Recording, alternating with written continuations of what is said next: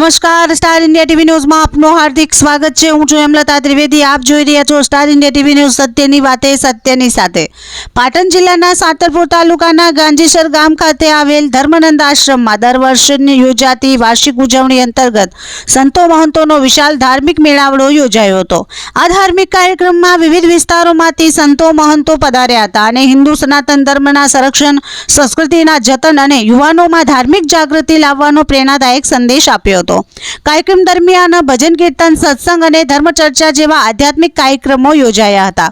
ગાંજીસર ગામ સહિત આસપાસના વિસ્તારોમાંથી મોટી સંખ્યામાં ભક્તો અને ગ્રામજનો ઉપસ્થિત રહી સંતોના આશીર્વાદ પ્રાપ્ત કર્યા હતા। સમગ્ર ધર્મનંદ આશ્રમ પરિસર ભક્તિમય માહોલથી ગુંજી ઉઠ્યો હતો।